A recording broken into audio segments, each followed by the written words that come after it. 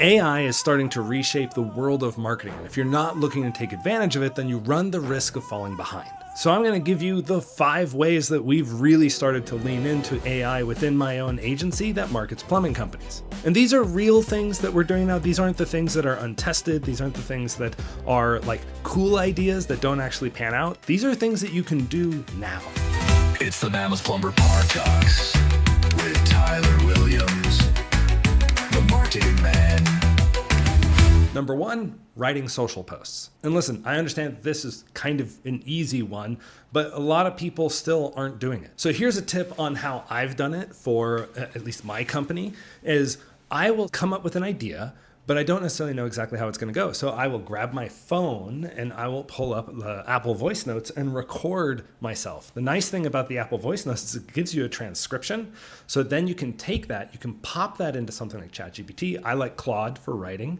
And then you can ask it to develop that into a more structured social post, because I have a tendency to ramble and go off on little tangents here and there, but the AI will then reorganize it. The thing to remember is that when you prompt it, you should tell it like, match my tone, match my tenor, talk the way I talk in this piece, but just reorganize my thoughts and help me communicate more effectively. All right, so before we get to number 2, I need to introduce you to our sponsor. This video is sponsored by Mammoth Marketing, and it's my own marketing agency that I developed just for plumbers. At Mammoth, we help plumbers harness their marketing to build their company from nothing all the way to 8 million and beyond. We offer plumbers free consultations to go over their marketing and help them find the exact next steps that they need in order to grow their business. To schedule your free consultation, go to mammothforplumbers.com and we'll see you there.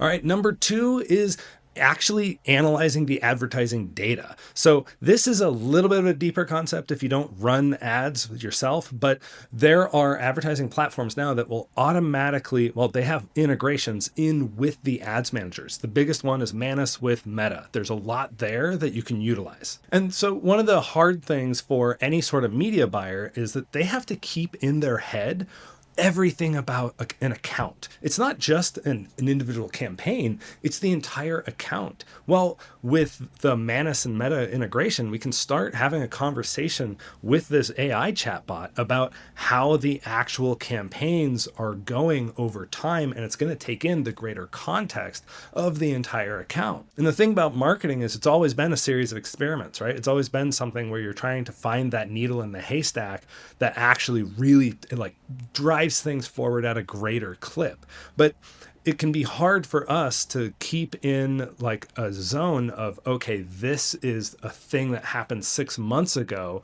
that maybe we should be thinking about 6 months later. When you start dealing with looking for outliers and looking for extra performance for things, it really helps to have this AI assistant on the side where you can be like, look back through my campaigns and tell me if there's one over here without you having to go through and dig and take a look at all the numbers on the stats, right? So it's things like that where we find that it's really starting to reshape sort of our strategies as we move forward. And we're only going to start leveraging that more and more because everybody else is too, right? As the floor lifts on all this stuff, if we don't lift our own floor, we're going to fall behind. We don't want that to happen. So we're starting to utilize these platforms in order to help act as guides within the parameters of what we want to be guided on and how we want to be guided. And there are a number of software platforms out there that will actually create ads and manage the whole campaigns and change your campaigns. I haven't seen those actually give a benefit that I'm comfortable with for letting it go like to just all the way through with campaigns. I think people still need to be very careful because you can have a lot of wasted spend if you don't have these platforms tuned, and every business is unique. And so you want to keep that uniqueness inside of the way that you advertise. And if you give everything over to AI, it's only going to do what's an aggregate of like the standard of everyone. Now, if you're brand new, that might be a boon. But for a lot of companies, after the first few months, you need to find your own edges. And AI is not really good at doing that. That's where it still takes a human. Number 3, generating photos from real photos. So one of the challenges that we as an agency have is getting materials from clients. Like they're busy and it's hard for them to get enough videos and photos for us to create the advertisements that we want.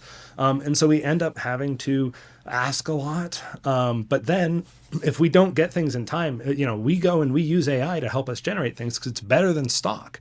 So now AI is finally getting to the point where, and it's not perfect, you still got to watch out for anomalies, but it's getting to the point where we can change the photo to the uniform. Like we can grab a photo that we took as our own, like we have a library of photos, but we can take that and then we can say, change this color of the shirt, add this logo embroidered onto the chest, change the color of the cabinets, change the trees in the background to match the region that this client is actually from. Those kinds of things can really help you along. So if you have one or two photos that you like and are good, well, now you can start tailoring those over to your company. The one thing I want to give people a little bit of pause on, though, is don't grab photos from other companies and just use them willy-nilly. It's kind of stealing in its own way. Like go and find a stock photo or pay for a stock photo and do that all you want, but not grabbing one off of somebody else's website and just changing one thing and then being like, haha, if that ends up coming out, like you open yourself up to some liability. And so I don't want you to do that. But if you find a stock photo that you like, well, cool. Have it change a few of those elements that make it yours, right? And there's even times, and this is a really cool thing where you can grab a number of photos of the same person in the uniform that you want, and then you can tell it to use that person as the model within these photos. Now that takes a little bit more gusto, it takes a little bit more preparation, but it is another possibility. And so we're exploring all of those. But right now, a lot of it is taking some of our shot photos by us and then readapting them for each client as they come on, especially in the early days, like when we first get them on, because we need to launch and we don't want to wait for them to go and hire a photographer and get these photos done themselves and supply us with all the video accompaniment and things like that, because we want to get the client out there. So that's something that you can utilize it for with your own business. Okay, number 4 is replying to reviews. Now, this is where some people get uncomfortable because it's putting words in your company's mouth, kind of. So what you can do is there's a number of platforms out there, and we utilize one that when we activate it, it will do one of two things. We can either reply to new reviews that are coming forward, or we can reply to like reviews like that are even retroactive, right? And then they recently introduced like a drip, so you don't suddenly like blast a bunch of reviews out and Google thinks it's weird. But there's a big problem with most plumbers trying to actively reply to reviews on their own. If they're a small enough shop, they just don't get to it fast enough because they can't get to their computer and they've got a full day of jobs. They can't get there. Now, if you have a crew and you're a little bit larger of a company, sure, you can hand this off to people in the office. But unless you have somebody who's dedicated to watching that, it's still not as fast or as speedy as a platform that can sense it, it can reinterpret what was said by the user, and it can respond. And you can even say only respond to these ones of a certain caliber, right? So if you get a negative review, that's something that maybe you don't want the AI to respond to, but you can have all the positive ones be responded to accordingly. And so there's a number of different platforms out there that'll do it. What I like about it is its speed to it shows the users who see your reviews that yes, there's a good company on the other end here, that they're active and they're supporting me. But it also really affects your SEO because Google is measuring your response rates to your reviews. They measure almost everything about your company that they possibly can, and it's a factor in whether or not they feel like they can give you visibility on their platform, because they need to make sure that they retain their own users. So they only want to do companies that seem active and actively in business. So that's where I really like this. It can be a little bit of a set it and forget it, but I recommend regular check-ins as you use it.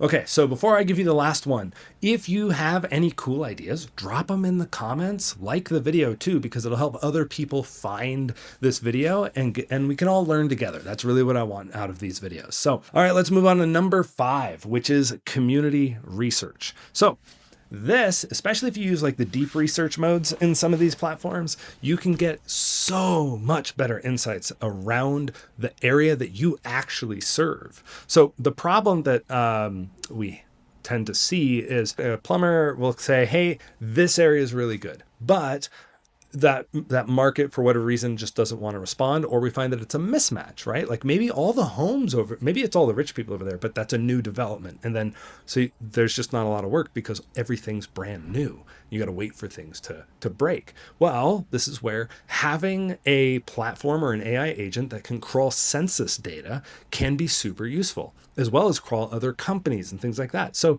let me give you a couple ideas around like crawling companies. So you can have these platforms go out and look for cleaning companies in the areas that you serve that have maybe less than 100 reviews, because then you know they're going to be smaller, and you can probably convince them to do a cross promotion system, because a cleaner will go into the home multiple times a year, like multiple times a month sometimes, and you only get in twice, maybe 3 times a year. So they're a really good partner for cross promotion. So you can utilize these platforms to help you find those avenues, instead of you going through like all the Google business listings and actually doing it. Just say, hey, give me 10 companies who have less than 100 reviews on, but of these 5 stars, right, that on Google Maps or whatever, and then it'll return the result, and you can start making those phone calls and being like, hey, I noticed that we have the same customer. Why don't we think of a deal?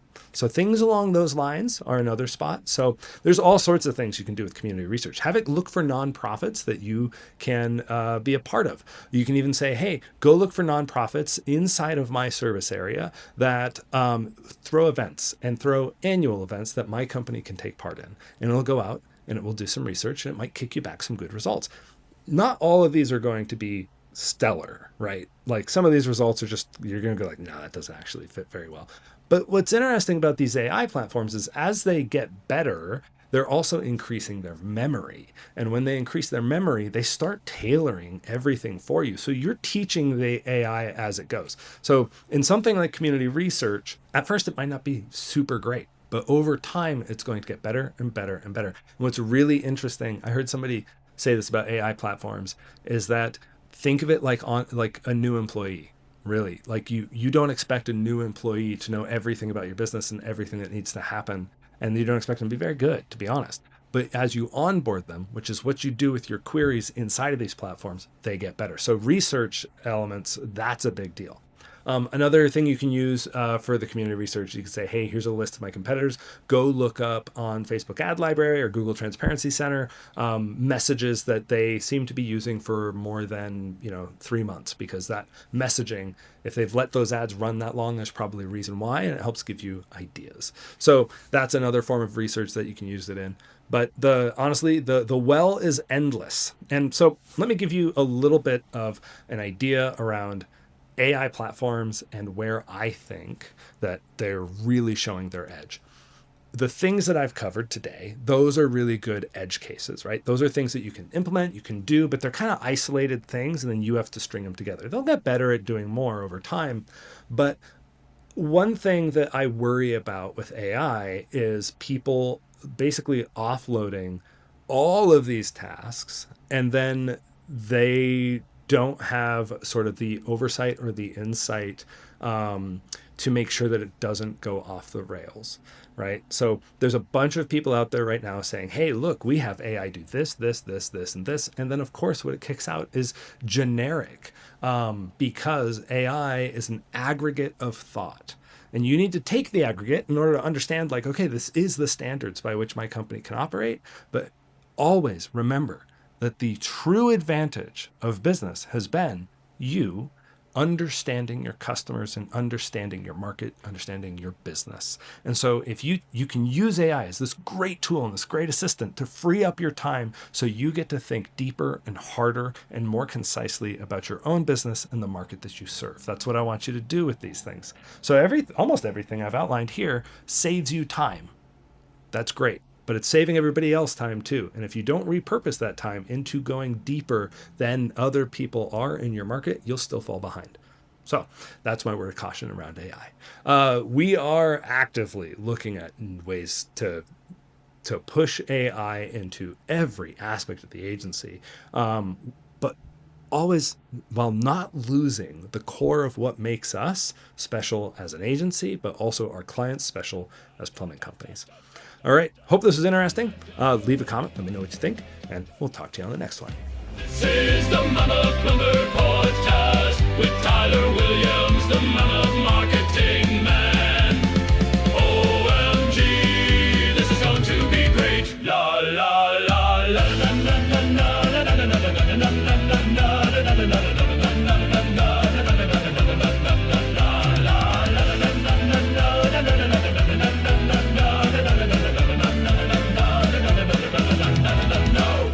This is a Mama Plumbing podcast with Tyler Williams, the Mammoth Marketing Man. OMG, this is going to be great. This is the Mammoth Plumber podcast with Tyler Williams, the Mammoth Marketing Man. OMG, this is going to be great. La la la la la la la